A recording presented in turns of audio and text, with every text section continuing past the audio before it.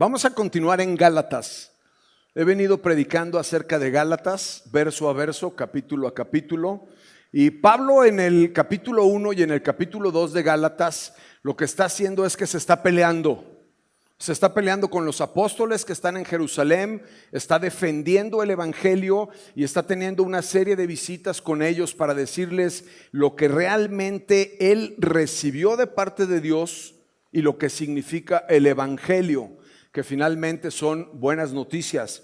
En el capítulo 3 y 4, él está definiendo lo que es, en otras palabras lo está explicando. Él está diciendo el evangelio es esto y esto no es. El evangelio es esto y esto tampoco es, y él está de alguna manera explicándolo. Capítulos 5 y 6 para mí son los más interesantes porque, ya después de haber pasado por algunos puntos teológicos, él está por comenzar a explicar la aplicación práctica del evangelio. Entonces está muy chido el evangelio, qué buena onda, pero a mí ¿para qué me sirve? ¿Cómo el evangelio afecta mi vida? Y Pablo a partir del capítulo 5 lo empieza a compartir. Hoy voy a hablar de esto. Me gustaría leer el texto y después decirles cómo le puse y hacer una pequeña oración. ¿Está bien? Antes de que se me olvide, porque tengo déficit de atención, aunque sé que hay muchos aquí que debería de también presentarlos, pero están atrás Justin y Lore, se me olvidó su nombre, con su bebé hermosa. Justin y Loren estuvieron muchos años con nosotros, son misioneros, hoy nos visitan. Bienvenidos, qué gusto verlos. Qué chido que están acá con su bebé.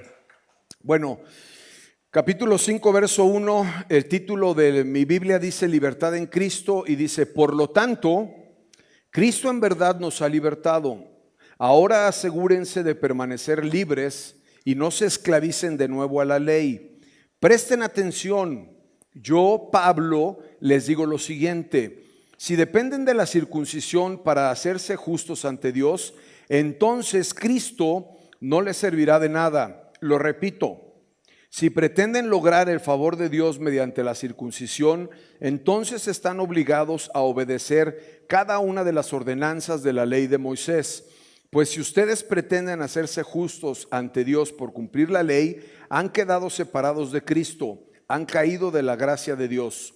Sin embargo, los que vivimos por el Espíritu, esperamos con anhelo recibir por la justicia de Dios, recibir por la fe la justicia que Dios nos ha prometido. Pues una vez que depositamos nuestra fe en Cristo Jesús, de nada sirve estar o no circuncidado. Lo importante es lo que se expresa por medio del amor. Ustedes corrían muy bien la carrera. ¿Quién les impidió seguir la verdad?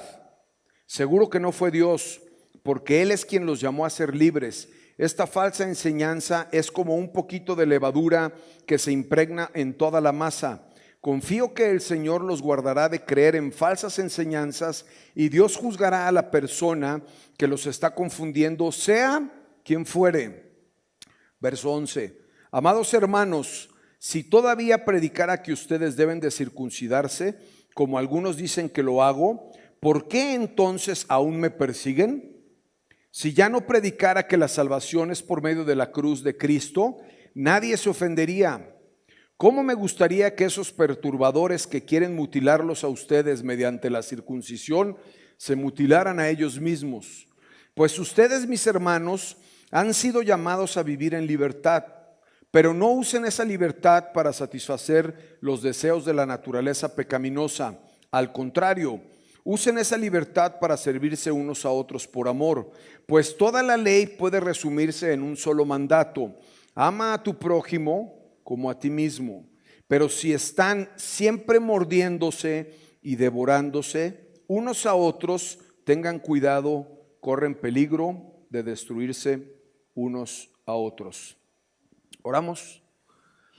Padre, gracias por tu palabra, Señor, que es viva, que es eficaz, que es más cortante que una espada de doble filo. Te pido que lo que has puesto en mi corazón, tu Espíritu Santo lo pueda llevar a cabo a través de mi vida. Señor, te pido que me des claridad para poder comunicar el mensaje de este día. Y Señor, te pido que cada persona que lo va a recibir tu Espíritu Santo impacte y transforme su vida en el nombre de Jesús. Amén. Bueno, el título del mensaje es Libertad con responsabilidad. Y vamos a ver a través de los versículos que acabo de decir algo que Pablo quiere enseñar en cuanto acerca de vivir con libertad. Y tengo algunas ilustraciones como siempre que quiero utilizar. Espero que pueda lograr comunicarte con claridad. El verso 1 dice, por lo tanto, Cristo en verdad nos ha liberado. Esta es una palabra importante y es un resumen de los capítulos 1 y del capítulo 2 de Gálatas. Dice que a través de Cristo, tú y yo hemos sido liberados. Es algo que Él ha hecho para que tú y yo podamos vivir así y dice que es una verdad. Es algo que tenemos que guardar en nuestro corazón, creerlo, vivirlo y experimentarlo. Todos los días de nuestra vida tú y yo tenemos que saber que somos libres, porque Cristo ha pagado por nuestra libertad y esa es una verdad. Y si tu suegra cree que es diferente, no le hagas caso. Es una verdad. De ahí es el punto de partida. Dice, ahora asegúrense de permanecer libres y no se esclavicen de nuevo a la ley. El pueblo de Israel está en Egipto, Moisés los libera, salen después de 500 años de vivir como egipcios, están en medio de la libertad, pero siguen pensando como esclavos, siguen viviendo como esclavos y se siguen quejando como esclavos. Lo más fácil en nuestra vida es que cuando hemos vivido de una forma durante tanto tiempo y queremos hacer un cambio y podemos entender que somos libres, es fácil regresar atrás. Es más fácil regresar atrás a las costumbres que nos abrazan que experimentar una vida nueva en donde podamos todos los días estar asombrados de lo que Dios tiene por delante. Y Pablo está preocupado y les dice, hey, ustedes ya entendieron que no tienen que seguir una tradición, que no tienen que seguir una religión, que no tienen que seguir ciertos dogmas, ciertos rituales. Ahora están caminando en libertad. Por favor, estén permanentemente atentos de no regresar atrás. La palabra que se utiliza aquí es una palabra militar que significa estar alerta, ser fuerte, resistir el ataque y conservar la unidad. Y habla un poco también de la casa, de la iglesia. Es muy fácil que tú y yo, cuando entendemos el evangelio, regresemos a una vida anterior. Verso 2 dice, presten atención, presten atención, presten atención. Está haciendo un énfasis. Yo, Pablo, ¿se acuerdan que en algunos de los capítulos anteriores él se presenta como un apóstol enviado a los gentiles que tiene autoridad porque ha recibido un mensaje de Cristo? Entonces está diciendo, pónganme atención, yo, Pablo, les voy a hablar y les voy a decir esto que es muy importante para sus vidas. Les digo lo siguiente, si dependen de la circuncisión para hacerse justos ante Dios, entonces Cristo no les servirá para nada. Si ustedes dependen de obras externas, de cosas, de ritos, de reglas, entonces Cristo no sirve para nada. Y luego dice, lo repito, es como cuando vas a hablar con alguien y de repente le dices, ¿me oyes? ¿Me escuchas? ¿Me oyen? ¿Me escuchan? El que entendió, entendió. Ay, cómo me divierto. Entonces, él está poniendo un énfasis ahí. Es como cuando yo le digo a Sara, ¿no? De repente, mi amor, porque Sara es bien distraída. Entonces le digo, ¿me oyes, mi amor? ¿Me escuchas? Entonces, para poderme pelear bien con Sara, a veces le digo, el viernes tenemos invitados una pareja a la casa. Y como no me pone atención, le mando un WhatsApp. Entonces me dice, nunca me dijiste. Y entonces saco yo mi teléfono y digo, aquí está, y ya me puedo pelear bien con ella. Imagínate lo importante de lo que está diciendo aquí Pablo, que lo dice, y luego dice, hey, ¿me escuchan? ¿Me oyen? Se los voy a repetir. Esto es muy importante. Cada vez que en la Biblia algo se repite 2 veces es que es muy importante. Dice, lo repito, si pretenden lograr el favor de Dios mediante la circuncisión, entonces están obligados a obedecer cada una de las ordenanzas de la ley de Moisés. El verso 4 es uno de los versos que más me ha simbrado mi corazón, mi cabeza, mi vida, desde que conozco la palabra de Dios. Es un verso que me ha quitado el sueño, me han dado pesadillas en el buen sentido de la palabra. O sea, es algo que me ha pegado, así como cuando le pega el Canelo a, ¿cómo se llama? Bueno, al otro, y le hace así la cabeza. Este es un verso, dice el verso 4: pues si ustedes pretenden hacerse justos ante Dios por cumplir la ley, han quedado separados de Cristo, han caído de la gracia de Dios. En otras versiones dice que si se quieren justificar por sus propios medios, han roto con Cristo. Entonces Pablo viene hablando acerca del evangelio, viene hablando acerca de ciertas cosas, y como que Pablo de repente agarra todo el mensaje, lo mete en un embudo y los acorrala. Y lo que quiere decir esta parte de la escritura es que tú tienes que elegir: o Cristo es todo, o Cristo no es nada. O tomas por un camino aceptar a Cristo y su gracia, o te vas por un camino de aceptar la ley y tus obras. No puedes vivir en ambas, no se puede. No lo digo yo, lo dice Él. Si ustedes quieren justificarse por sus propios métodos, han roto con Cristo. Cuando estaba preparando el mensaje, la verdad es que es un mensaje, por lo menos para mí, un poco complejo para compartir. Entonces yo oraba y le decía: Señor, dame alguna ilustración que pueda permitirme explicarlo de una forma más clara. Y no sé por qué me cayó así, ¡pum!, matrimonio. Y luego Jesús, la cabeza de la iglesia su novia, matrimonio en donde debe de haber fidelidad, en donde hay un pacto, en donde hay algo santo, en donde hay algo sagrado. Entonces yo no puedo elegir vivir con Sara y vivir con Lupe. ¿O sí?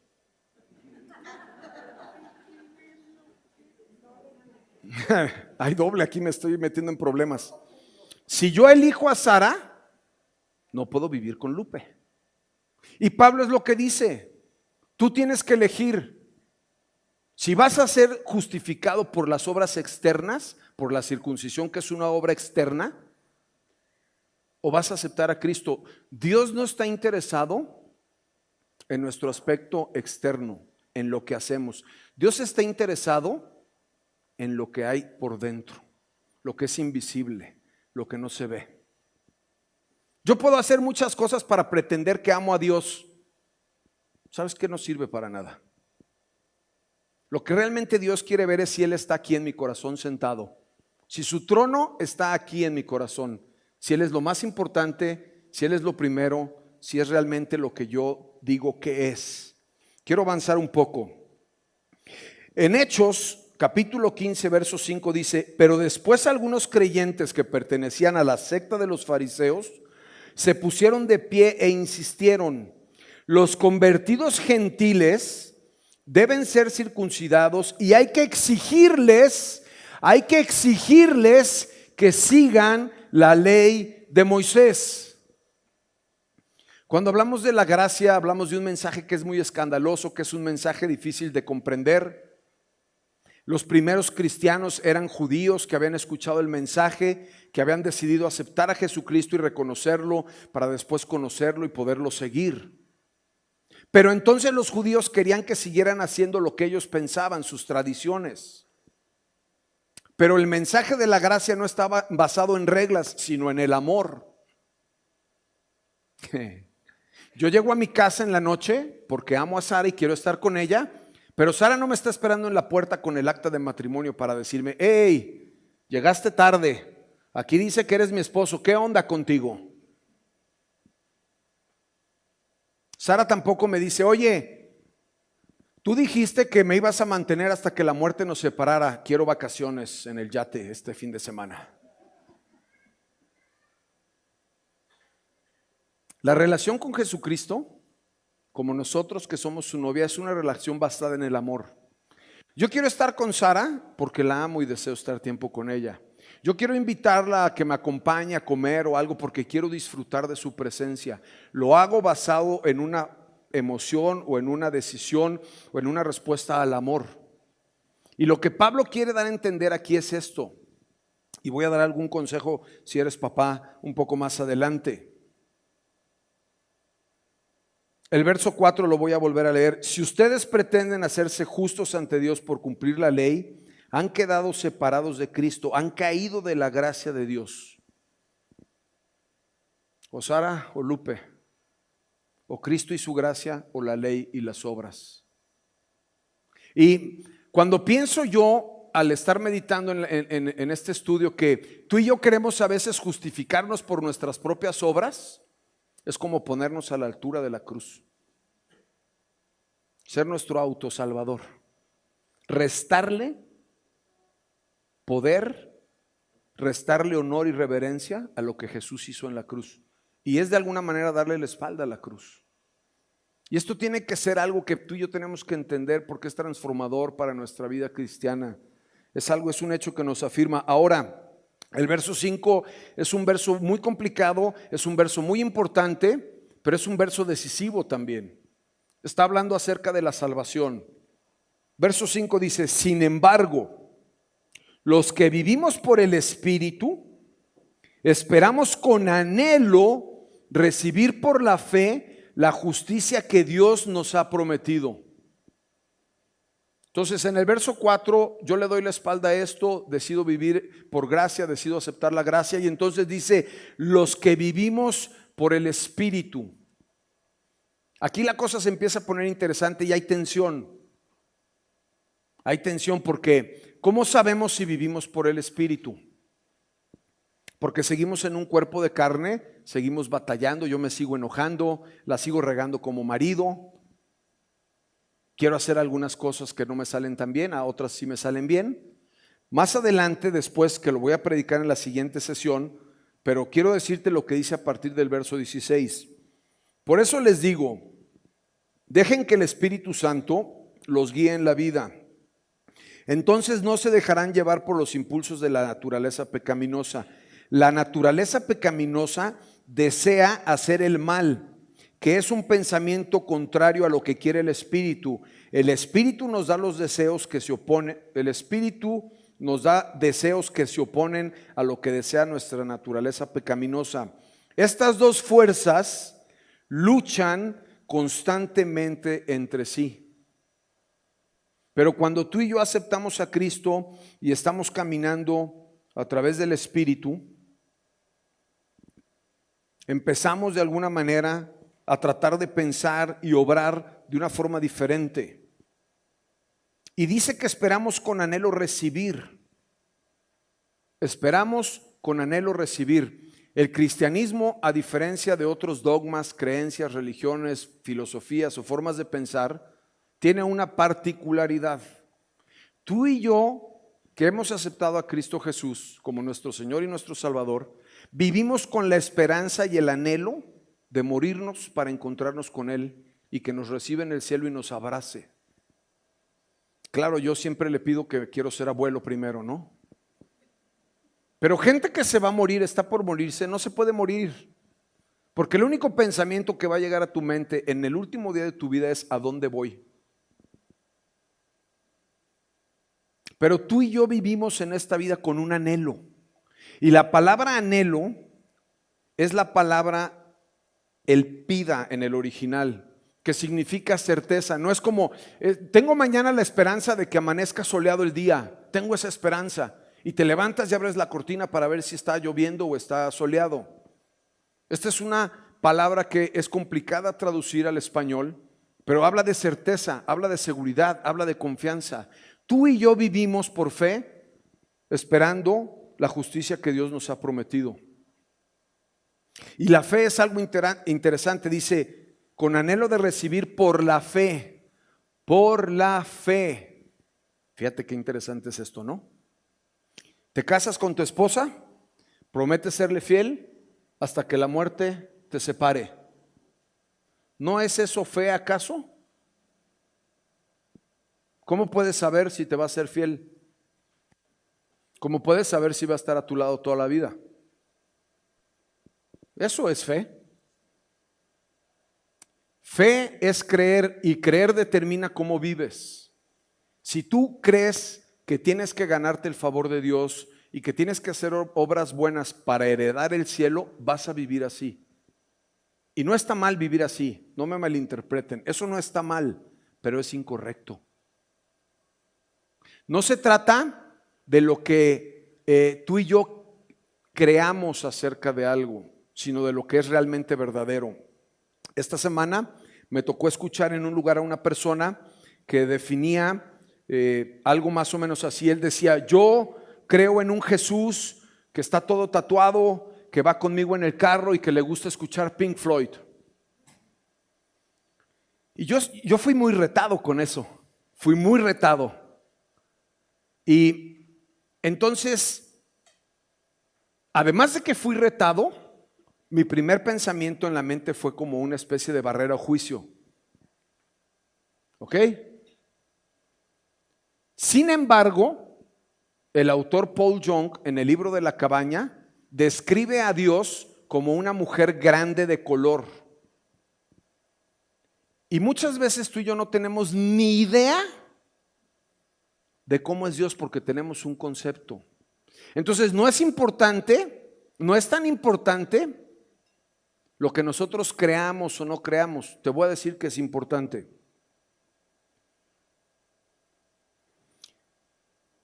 Primera de Juan 2:3 dice: Él mismo es el sacrificio que pagó por nuestros pecados.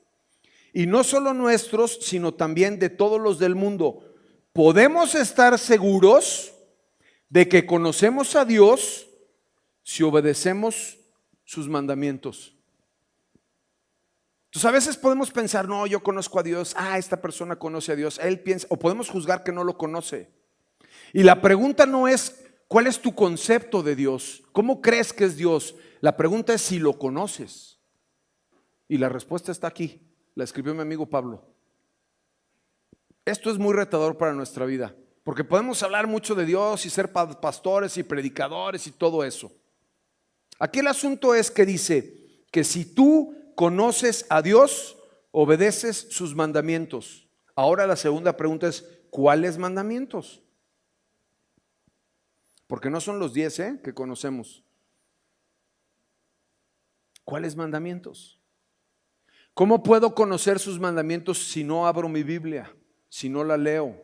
Si realmente yo amo a Dios, tengo que abrir la palabra de Dios para conocer lo que habla ahí y después pedirle que me ayude para obedecerlo. Y entonces eso va a demostrar que yo realmente creo y conozco a Dios.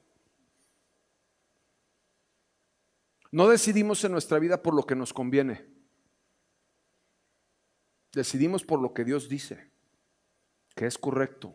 Y le pedimos fortaleza para poderlo hacer y seguir en nuestra vida. Ahora, si yo no puedo hacer nada para ganar mi salvación, yo no puedo hacer ningún sacrificio, no me puedo poner al nivel de la cruz, no puedo autosalvarme, no hay nada en mis manos que yo pueda hacer para obtener la salvación, tampoco hay nada que pueda hacer para perderla, tampoco. Y esta es otra pregunta que trae mucha atención a la iglesia y es muy buena. Entonces, pastor, si nadie pierde la salvación, porque hay personas que vienen a la iglesia, se quedan un tiempo y luego se van y regresan a su vida anterior, ¿son salvos o no son salvos? Es una buena pregunta. Es un tema interesante teológico, pero hay algo que aquí describe Juan, también en Primera de Juan, verso 19. Esas personas salieron de nuestras iglesias, pero en realidad nunca fueron parte de nosotros. De haber sido así, se habrían quedado con nosotros. Al irse, demostraron que no eran parte de nosotros. Te casas, estás en la luna de miel. Yo tuve una luna de miel increíble, Dios es bueno, porque nos fuimos a Cancún en septiembre, había un huracán, estaba lloviendo y no pudimos salir del hotel toda la semana. Y yo le daba gracias a Dios de rodillas, todos los días. Qué bueno es Dios, ¿no, mi vida?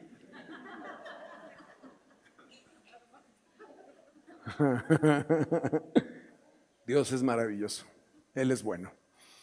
Pero regresas de la luna de miel, te subes en el carro, que por cierto estuvo muy chistoso porque Sara y yo veníamos en el carro, entonces le dije, yo todo romántico, mi amor, ¿a dónde vamos? Y me dijo, pues, si quieres llévame a mi casa. Y yo así como en reversa, ¿no? ¿Qué? Es como llévame a mi casa. Pues si eres mi esposa. Ah, de veras, ¿verdad? Pero entonces llegas a tu casa, que generalmente no hay nada. Nosotros teníamos un refri y una cama. Consejo para los que se van a casar, ahí empiecen con esas dos cosas.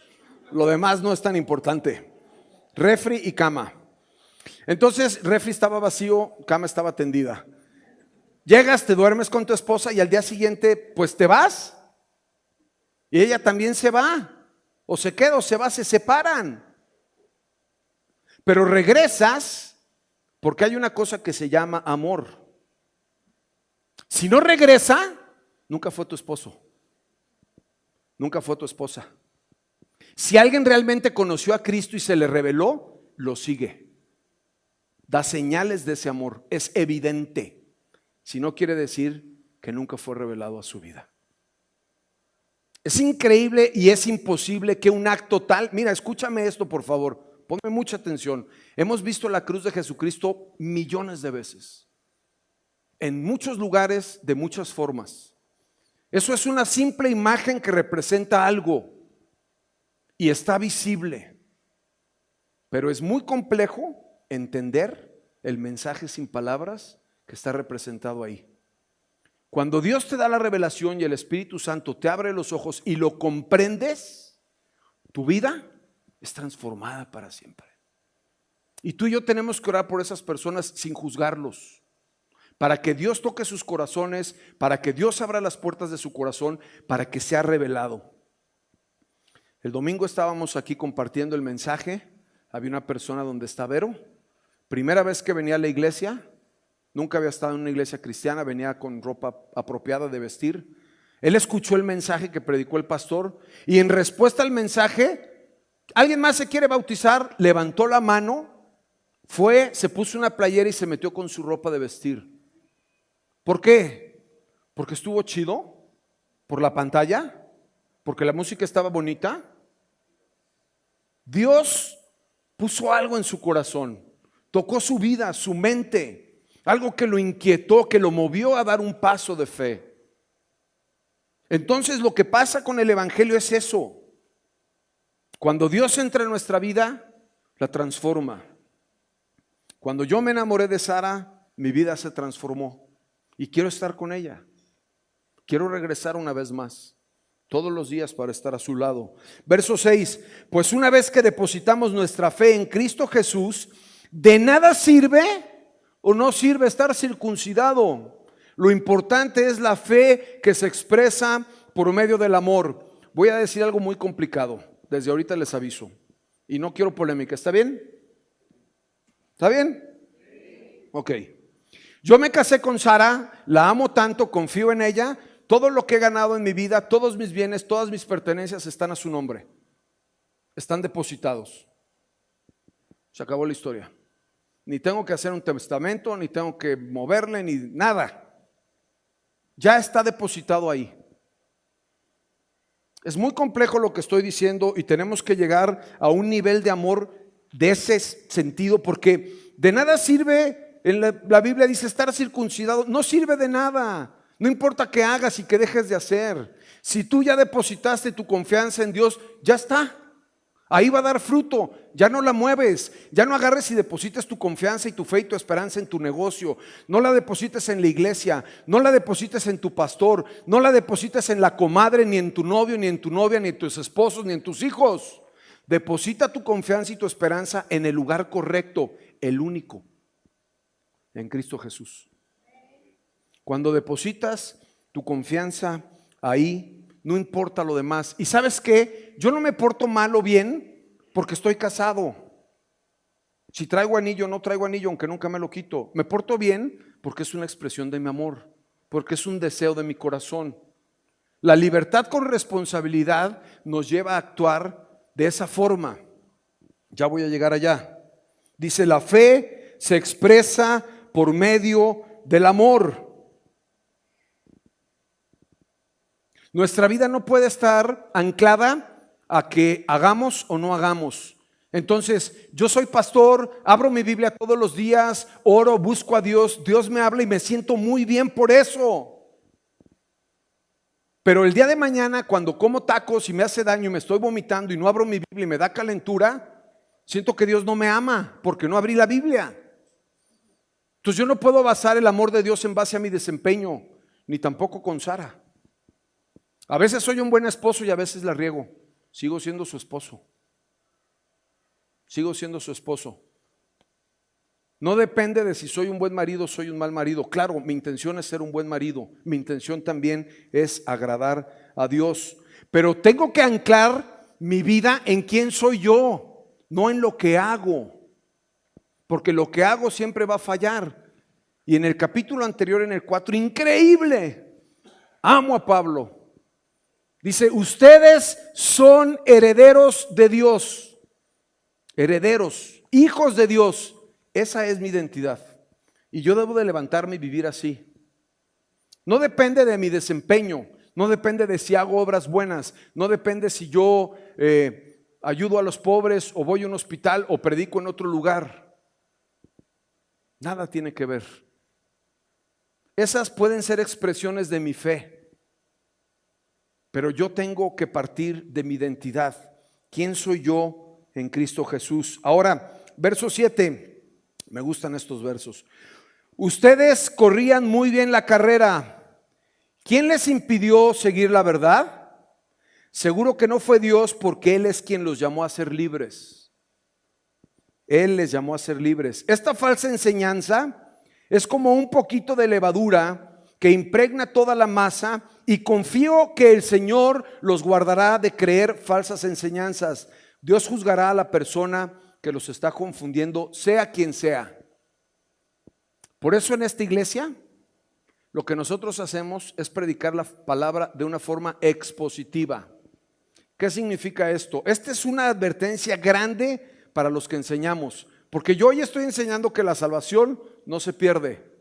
Y aquí dice que si yo tengo una mala enseñanza, Dios juzgará a la persona que los esté confundiendo. ¿Qué sucede? Yo puedo tomar versículos de la palabra de Dios, armar un mensaje y usar la palabra de Dios para transmitir algo que yo quiero. Y yo te puedo hacer reír, te puedo hacer llorar, te puedo sentir muy bien, te puedo hacer sentir como cucaracha, te puedo manipular para que des más dinero, puedo hacer muchas cosas con el respaldo de la palabra santa de Dios. Pero una enseñanza correcta es buscar que la Biblia utilice al expositor para que comunique su mensaje. Y oramos para que el Espíritu Santo nos quite los tontos, por lo menos a mí, y lo lento, para que Dios pueda comunicar lo que la Biblia enseña a través de una exposición. Entonces la Biblia utiliza al predicador, no el predicador utiliza la Biblia. Y esta parte me encanta. Ustedes corrían muy bien la carrera. ¿Quién les impidió seguir la verdad? No sé si te ha lastimado otra iglesia. No sé si has vivido una mala experiencia. No sé si has pasado por algo desagradable. Te digo algunas cosas. Perdónalos porque son humanos y todos se equivocan. Y en segundo lugar, que nada te impida correr hacia adelante. El pasado es pasado, a Jesús lo crucificaron. ¿Y sabes qué dijo Jesús? Y rápido, no se la pensó. Señor, perdónalos, porque no saben lo que están haciendo. Si alguien te ofendió en tu vida, si alguien te predicó algo que era incorrecto, si alguien se equivocó contigo, ten misericordia de ellos, perdónalos, ámalos, porque la Biblia dice que amemos a nuestros enemigos aún, y continúa hacia adelante. Él es quien te llamó a ser libre. No vivas como esclavo. No vivas con una mentalidad de víctima. No vivas con una mentalidad de culpabilidad. Vive como hijo de Dios libre. Porque eso es lo que el Evangelio nos enseña. Verso 11, estoy empezando a terminar. Amados hermanos, si yo todavía predicara que ustedes deben de circuncidarse, como algunos dicen que lo hago, ¿por qué entonces aún me persiguen? Si ya no predicara que la salvación es por medio de la cruz de Cristo, nadie se ofendería. ¿Quieres hacer ofender a un religioso? Dile que Cristo te ama. Oh, es que ¿por qué no lees tu Biblia? Ahorita voy a decir esto porque estoy yendo a un extremo, ahorita voy a ir al otro extremo, tranquilos, no se preocupen. Una vez, hace muchos años, yo estaba en mi oficina y había una persona fuera de mi oficina que había invitado a la iglesia y no lo había visto. Entonces yo estaba en el teléfono, estaba peleándome con alguien que no era Sara, por cierto, y dije un par de groserías en el teléfono, tal vez hasta un par de maldiciones. Entonces la persona que estaba afuera se asomó por mi puerta y me dijo, pastor. Y después le dije que me disculpara y que yo era una persona que seguía en proceso, pero que Cristo me amaba. Si estás tatuado o no estás tatuado, Cristo te ama. Si estás divorciado o no estás divorciado, Cristo te ama. Si cometes un pecado o no cometes un pecado, Cristo te sigue amando igual. El amor de Cristo no está condicionado a quién eres, a lo que has hecho o a lo que hagas en un futuro. Y eso es veneno puro para un religioso, hace como que el estómago se le revuelva. Porque la gente religiosa piensa que tú te debes de comportar por ciertas reglas. La gente religiosa piensa que yo debo de serle fiel a Sara. Una vez una persona me dijo, es que tú tienes que serle fiel a Sara. Lo he dicho muchas veces, pero me gozo de decirlo. Le dije, ¿qué esperanzas? Dios me libre. Imagínate todos los días levantarme con la consigna de tengo que serle fiel a Sara. ¡Qué terrible! Es más, no lo hubiera logrado. Yo no tengo que serle fiel a Sara, mi corazón es de ella. Yo deseo serle fiel, deseo agradarla. Yo no tengo que serle fiel a Dios. No. Yo quiero que sea Dios, que sea el todo de mi vida. El todo. Yo no quiero que una parte, es que no le has entregado tu corazón o tus finanzas. No. Para mí Dios debe de ser todo y mi oración es que cada día sea más mi todo. Lo número uno, lo más importante, que le dedique los mejores tiempos de mi día, los mejores momentos. Ahora empiezo a balancear un poco esto porque la escritura dice, verso 13, mis hermanos han sido llamados a vivir en libertad, pero no usen esa libertad para satisfacer los deseos de la naturaleza pecaminosa. Estaba platicando con un pastor el lunes en Costa Rica, en el avión, y me dijo, ¿qué haces tú para cuidar tu santidad? Porque le venía hablando a él de la santidad. En el mundo cristiano hoy, en el mundo moderno cristiano hoy, es uno de los temas que más debemos de cuidar. Nosotros los pastores y los líderes que están con nosotros. Y esto no impide que seamos libres. Pero la gracia no está peleada con tu desempeño adecuado. Entonces yo le dije, algo que yo hago para cuidar mi santidad es que nunca doy consejería a una mujer. Y en algunas ocasiones cuando lo he tenido que hacer, mi esposa está a mi lado. Nunca viajo solo, jamás viajo solo a ningún lado, nunca. Y este pastor con el que iba, lo estaba yo acompañando para que él tampoco viajara solo. Porque no desconocemos las acechanzas del enemigo. Ahora, consejo y reto para los papás, y aquí empiezo a redondear un poco. No usen esa libertad para satisfacer los deseos de su naturaleza pecaminosa. Yo estoy casado, llego de mi luna de miel, me voy, soy libre de hacer lo que se me dé la gana.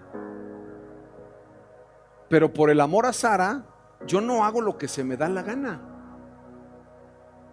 Yo trato de vivir una vida santa y pura para ella, junto con ella. Entonces, esta es una historia, no es de mis hijos, es una historia que voy a inventar, es un ejemplo.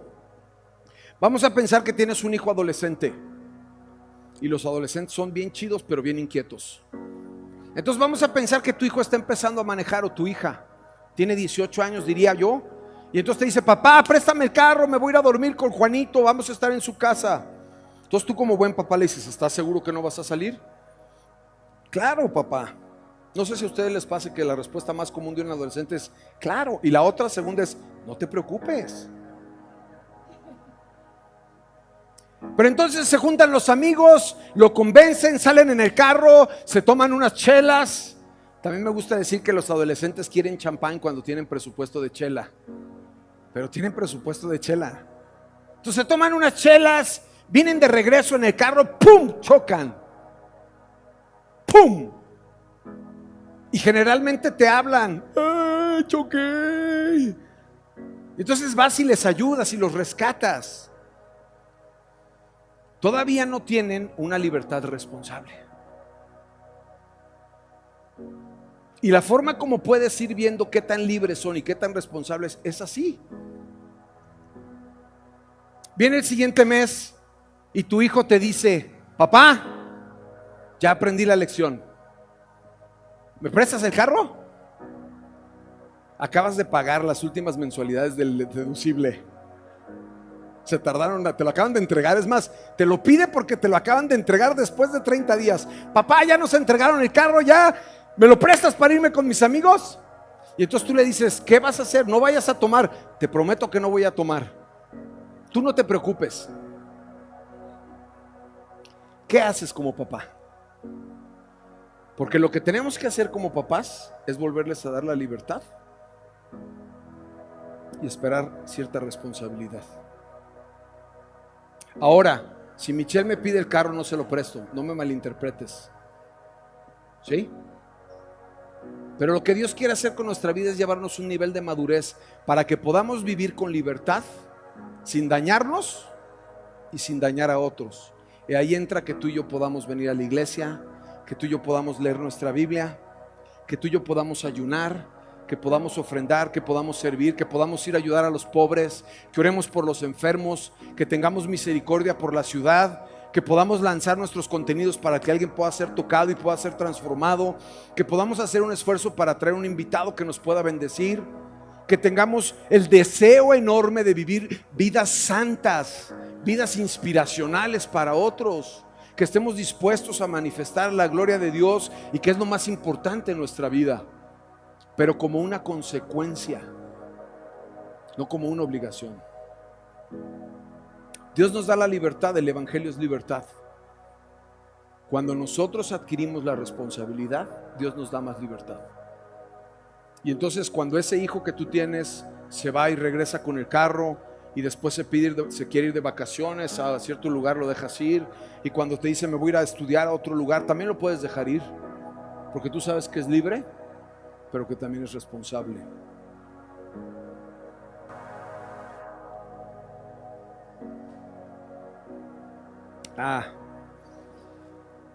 Verso 14. Toda la ley puede resumirse en un solo mandamiento: ama a tu prójimo como a ti mismo.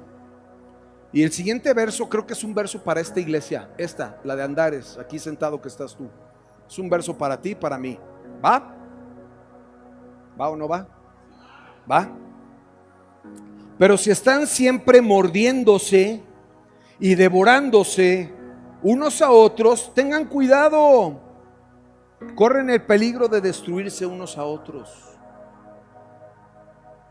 Es una palabra muy explícita. Tú y yo no podemos venir aquí a juzgarnos, a mordernos, a devorarnos. ¿Ya viste ese servidor? Uy, a mí se me hace que está medio raro. Uy, ¿ya viste que el pastor trae un tatuaje? Ha de ser satánico. Uy, no. Le dieron la chamba a la cuñada, le han de pagar re harta lana.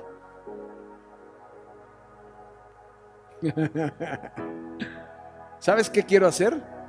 Quiero que en este lugar tú y yo podamos construir una iglesia irresistible. Y que estos versos no sean teoría, que sean parte de nuestra cultura. Yo te veo y te amo. No te juzgo ni te critico. No te devoro ni te muerdo. Porque la libertad que Dios me ha dado a mí en Cristo Jesús es entender quién eres tú para Él. ¿Quién eres tú para Él? Porque si Dios me dio tanta gracia a mí, ¿por qué yo no te daría la misma gracia que Él te dio a ti? Y entonces yo decido amarte, yo decido afirmarte, yo decido abrazarte, no te voy a juzgar. Si te tengo que corregir, te voy a corregir. Si te tengo que abrazar, te voy a abrazar. Si te tengo que besar, te voy a besar. Pero no estoy aquí para devorarte ni para morderte, sino para amarte.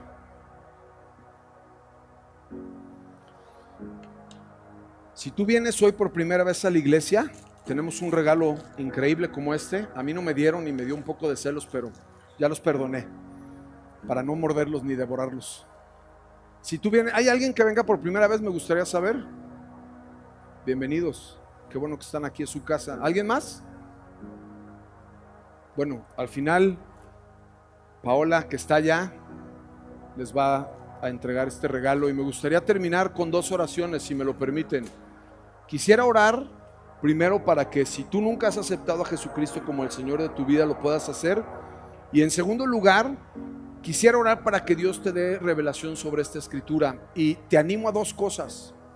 Te animo a que busques a Dios y lo estudies en tu casa.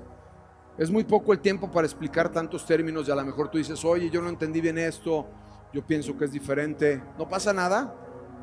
Te animo a que vayas, a que estudies. Busca la exégesis del pasaje, busca algún instrumento teológico o algún diccionario, alguna hermenéutica que te pueda ayudar para que puedas profundizar en esto. Pero si tú entiendes este mensaje, puede ser transformador para el resto de tu vida.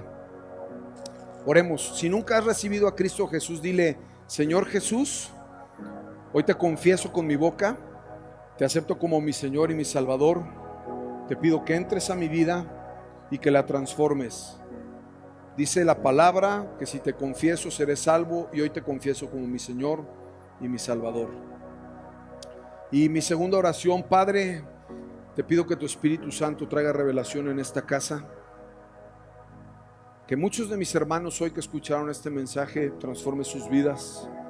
Que si alguno quiere profundizar más, le des el hambre y la sed para conocer e ir más a fondo. Bendícenos como casa.